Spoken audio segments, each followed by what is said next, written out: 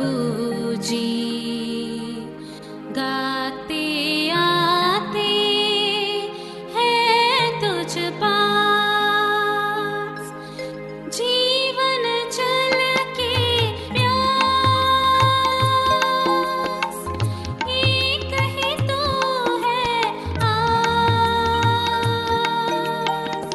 जग निर्माता मुक्तिदाता जीवन जल देखा, जीवन जल देखा, जीवन जल देखा। प्रभु यीशु मसीह के पवित्र नाम पर प्रेम भरा नमस्कार। प्रभु की असीम करुणा से पिछले 5 साल से शुभ संदेश चैनल द्वारा प्रस्तुत किए इस जीवन जल कार्यक्रम में आपका स्वागत करते हैं। यह कार्यक्रम बहुत प्रियजनों के जीवन में प्रभु यीशु मसीह पर विश्वास करके उद्धार पाने और मसीह जीवन के लिए एक आशीष का कारण हो गया है। प्रभु की महिमा हो। परमेश्वर का वचन कहता है, क्या ही धन्य है हर एक जो यहोवा का भय मानता है और उसके मार्गों पर चलता है। यही इस जीवन जल कार्यक्रम का उद्देश्य है कि आप अपने परिवार के साथ परमेश्वर के वचन में सच्चाई का मार्ग एवं प्रभु यीशु मसीह पर विश्वास के द्वारा सच्चाई का जीवन अनुभव कर सके। आपके और आपके परिवार का उद्धार और आशीष का कारण ठहरे, यही हमारी प्रार्थना है। इस कार्यक्रम का लाभ उठाते हुए आप इस विषय में जरूर अपने पड़ोसी और प्रियजनों के सूचित करें। साथ ही करस्पॉन्डेंट के माध्यम द्वारा मराठी, हिंदी और अंग्रेजी भाषा में बाइबल का अध्ययन भी कर सकते हैं। प्रभु का वचन सुने और आशीष पाए। आमीन।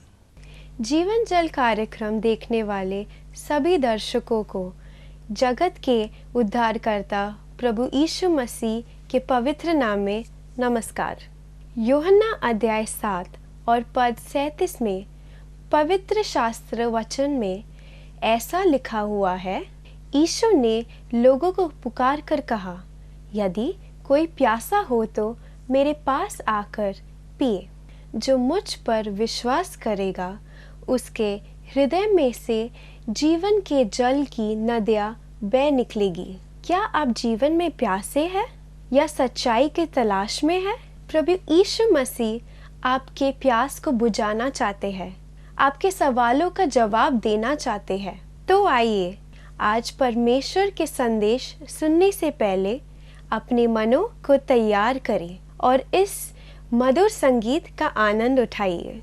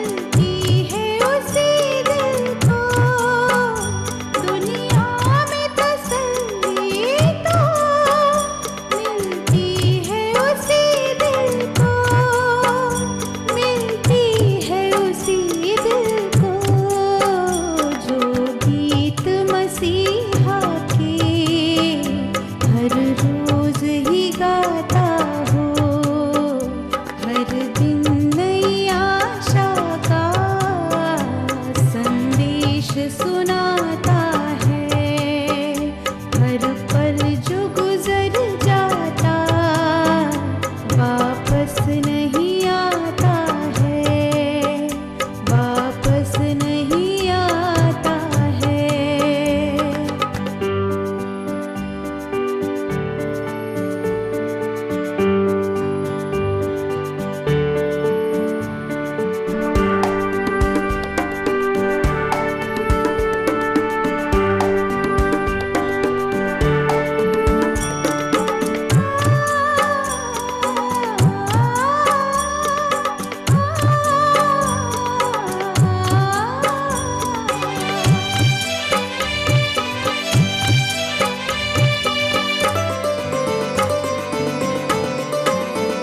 रहता है जो संगत में हर रोज ही शौके, रहता है जो संगत में हर रोज ही शौके, हर रोज ही शौके, संसार को ही अपना वह स्वर्ग बनाता है, हर दिन नई आशा का संदेश सुनाता है, हर पल जो गुजर जाता वापस नहीं आता है, वापस नहीं आता है।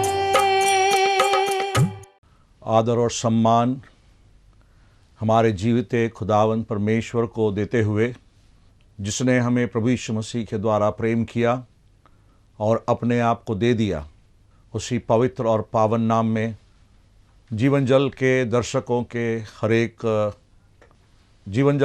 दर्शकों को मेरी ओर से प्रेम भरा अभिनंदन। एक बार और आप लोगों को संबोधित करने का जो अवसर परमेश्वर ने मुझे दिया है, मैं उस जीवित परमेश्वर का धन्यवाद देता हूँ। हमें इस संसार में जीवित रखना, इस संसार में अगुवाई करना, हमारी आवश्यकताओं की पूर्ति को करना, हमें चलाना, हमारी रखवाली करना, ये सब उस परमेश्वर की जिम्मेदारी है और उन्होंने उस काम को बखूबी निभाया है और अभी भी निभा रहा है। उस परमेश्वर को सारा आदर और सम्मान मैं तहे दिल से देता हूँ। प्यारे दर्शकों, पिछले दिन हम उस करुणामय हाथ के विषय में विचार कर रहे थे जो सारे प्रणाली के अतीत कार्य करता है। लूका रचित सुसमाचार उसके 13वें अध्याय और उसके 10वीं आयत से लेकर 17वीं आयत तक हम उस स्त्री के बारे में देखना शुरू किए जो 18 वर्ष से दुर्बल करने वाली दुष्टात्मा के कारण से पीड़ित थी।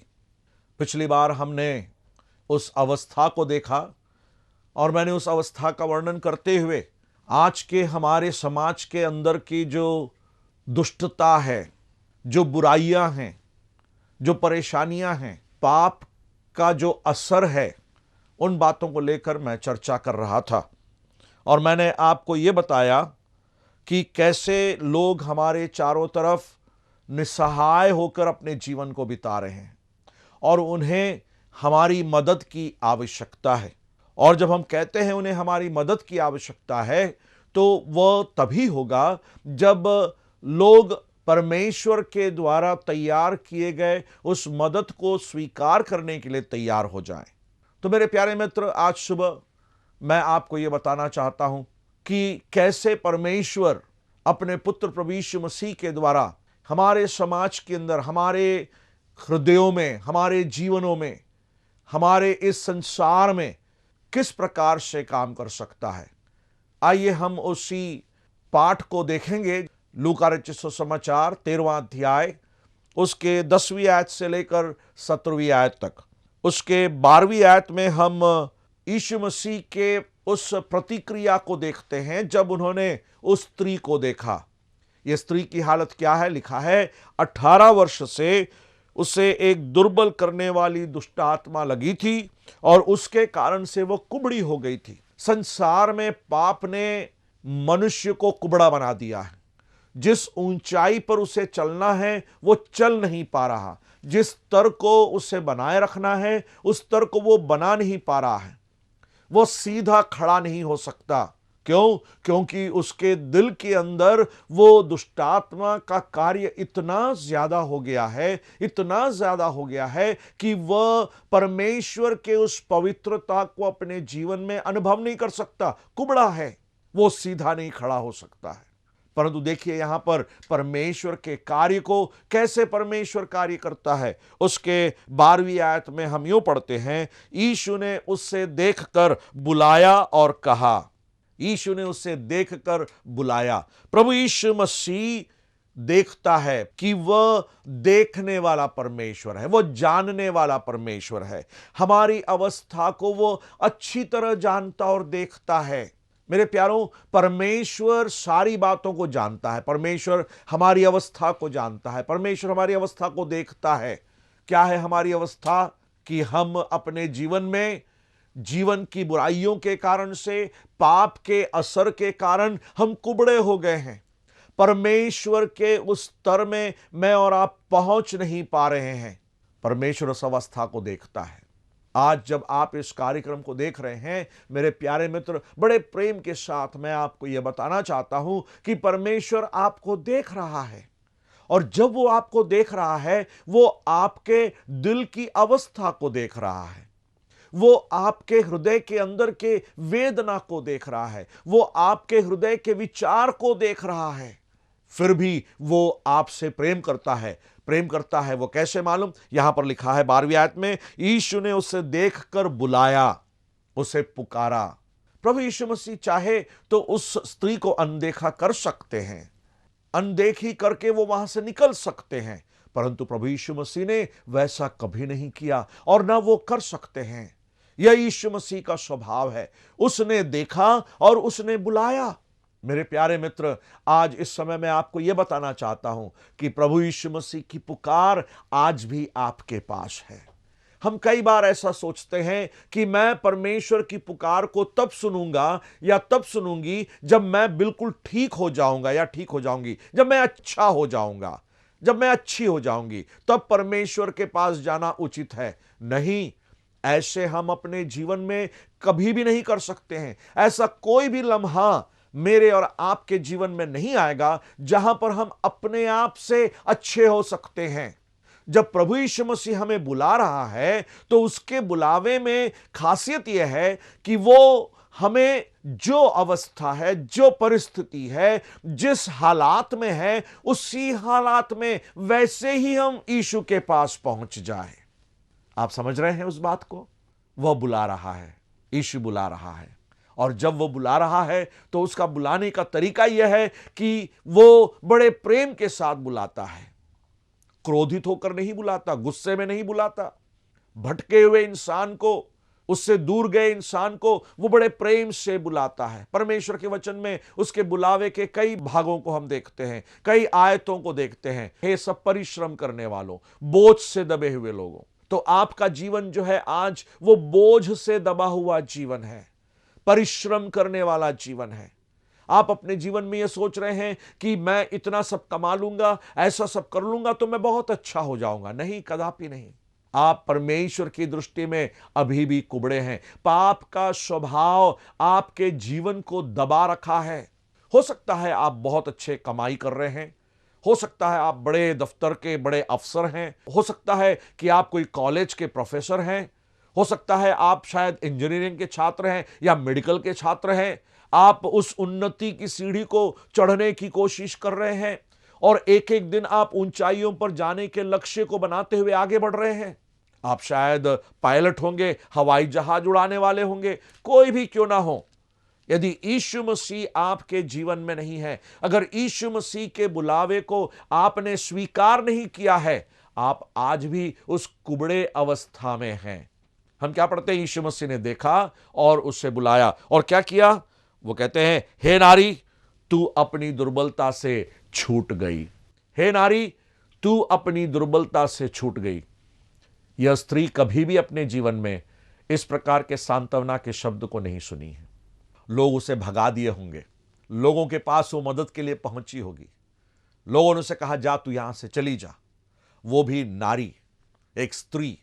हम जानते हैं समाज में आज स्त्री की क्या हालत होती है। स्त्री को लोग सिर्फ एक वस्तु के रूप में देखने की कोशिश करते हैं, कोई ऐसी वस्तु जिसका इस्तेमाल किया जाए और उसको फेंक दिया जाए। नहीं प्यारे मित्र, स्त्री वैसी कोई वस्तु नहीं है, वो कोई ऐसी चीज नहीं है जो हमारे इच्छाओं के अनुसार उसको इस्तेमाल करें और छोड़ दें। नहीं, ऐसा नहीं है। वो भी मेरे और आपके समान एक व्यक्ति है। जिस व्यक्तित्व को परमेश्वर ने एक पुरुष को दिया, वही व्यक्तित्व को परमेश्वर ने एक स्त्री को भी दिया है। परमेश्वर की दृष्टि में जितना ही एक पुरुष माननीय है, उतना ही एक स्त्री भी परमेश्वर की दृष्टि में माननीय है। आप स्त्री को नीच दृष्टि से देखते हैं क्या? आपको लगता है कि वो स्त्री सिर्फ आपके कामों को करने के लिए है? आपके परिवार के अंदर आपकी पत्नी को क्या स्थान आपने दिया है? आपके परिवार में आपने अपनी मां को क्या स्थान दिया है? मेरे प्यारे मित्र, अगर पत्नी या मां नहीं होती तो हमारे लिए अगली पीढ़ी नहीं होती। हमारे देश में वो पीढ़ी तैयार नहीं होती जो आने वाले दिनों में हमारे देश के अगुवे बन रहे हैं। हमारे जीवन के लिए ऐसे अच्छी माताएं और बहनें और ऐसी पत्नियां जो घरों में को बनाई हैं, जिनके कारण से समाज के अंदर विकास हुआ है। यह स्त्री ने अपने जीवन में बहुत ही बुरे और दर्दनाक परिस्थितियों का सामना की होगी, परंतु यीशु ने इस स्त्री के हालात को बदल दिया। मेरे प्यारों, हर व्यक्ति के जीवन में उसके स्तर को उठाने का काम केवल प्रभु यीशु मसीह ही करते हैं। अपवित्रता को हटाकर पवित्र बनाना, दुख को हटाकर सुख को देना, दरिद्रता को हटाकर धनी की अवस्था में ले आना, भूख की अवस्था को हटाकर भरपूरी में ले आना, प्यास को हटाकर उसके प्यास को बुझाना, यह काम केवल प्रभु यीशु मसीह ही कर सकता है। हमारे जीवन में हर प्रकार की संतुष्टि वो केवल यीशु मसीह के द्वारा ही प्राप्त हो सकती है।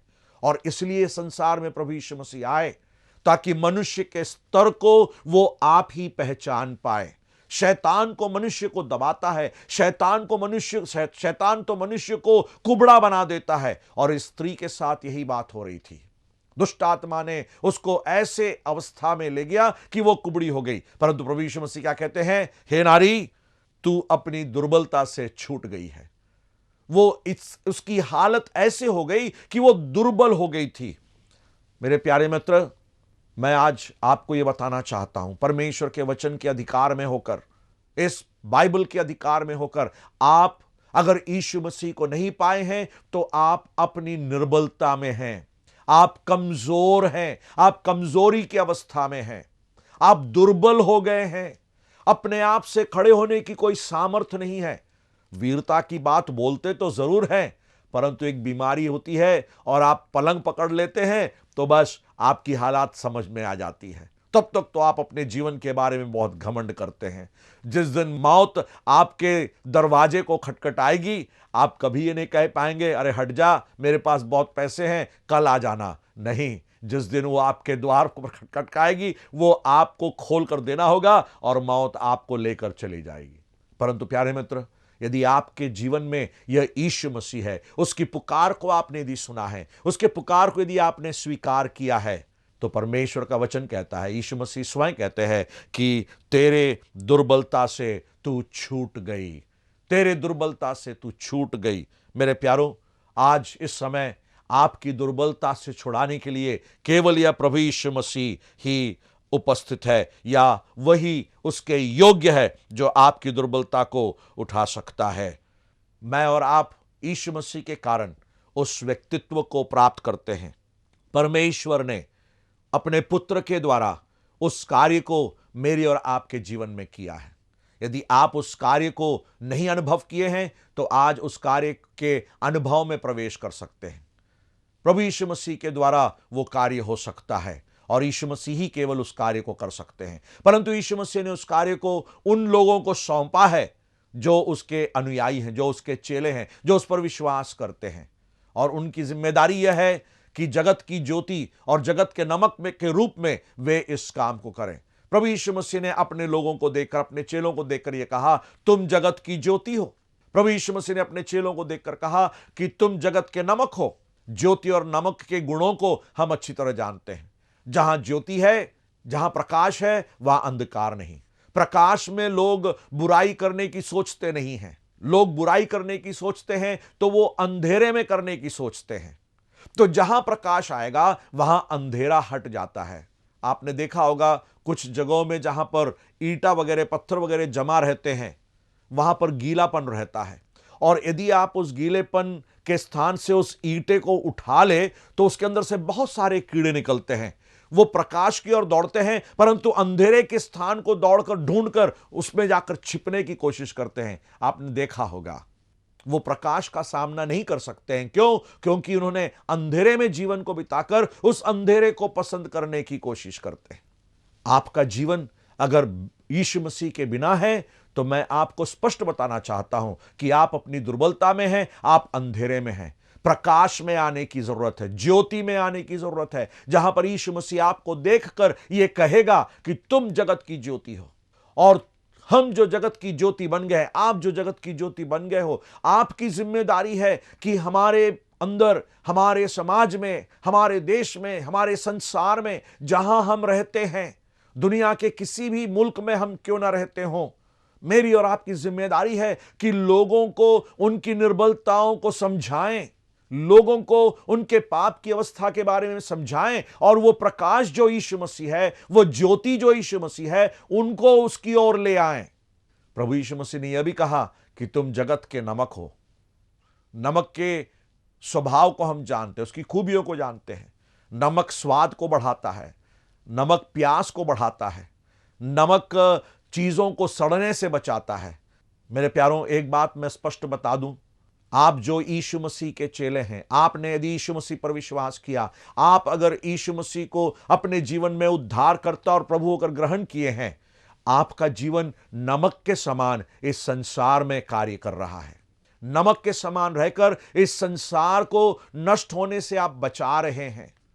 नमक के समान इस संसार में सड़ाहट आने से आप बचाने के उस प्रक्रिया में हैं, और आपका जीवन वो मसीह के स्वाद को दूसरों तक पहुंचा रहा है। क्या आप इस बात को समझ रहे हैं?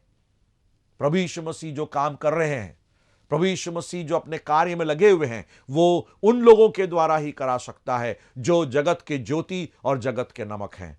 प्रभु यीशु मसीह ने यहां पर इस स्त्री के ऊपर, हम वहां पर आगे पढ़ते हैं, तब उसने उस पर हाथ रखे और वह तुरंत सीधी हो गई और परमेश्वर की बड़ाई करने लगी। देखिए प्रभु यीशु मसीह क्या करते हैं।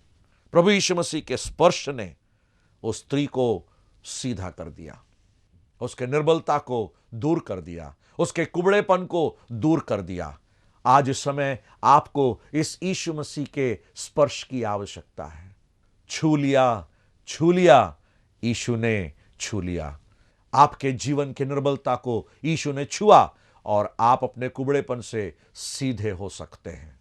क्या आप यह चाहते हैं कि यीशु मसीह आपको स्पर्श करें?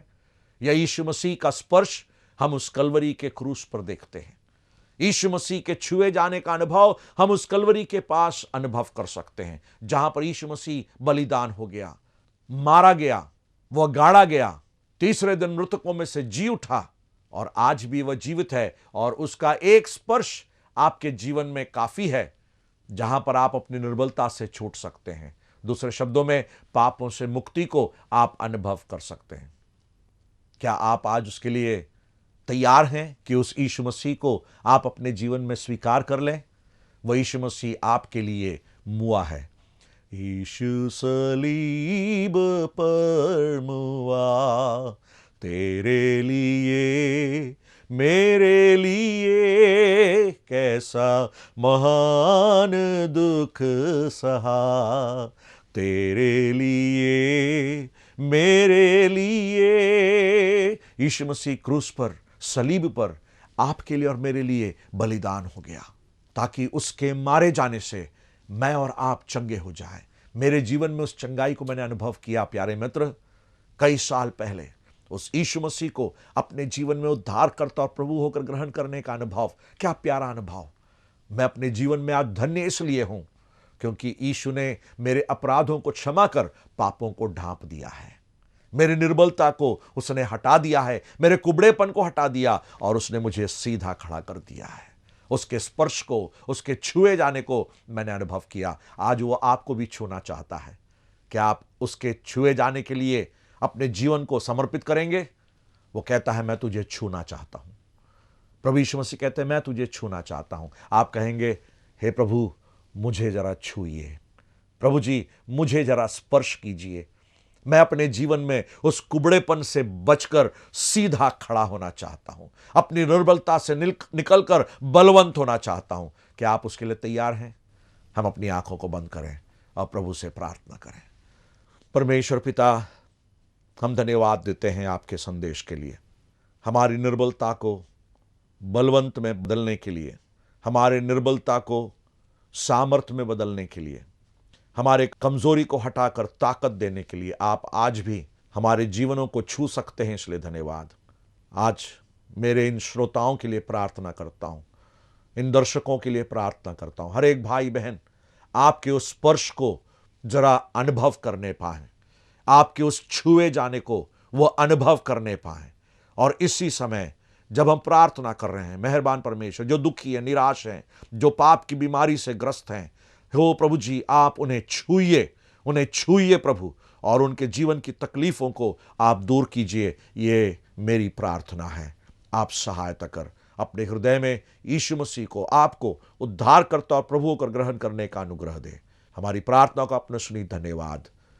अगर परमेश्वर ने इन वचनों के द्वारा आपसे बात किया है और आप इस विषय पर अधिक जानकारी प्राप्त करना चाहते हो या किसी प्रार्थना के विषय को बांटना चाहते हो, निस्संदेह हमसे संपर्क करें।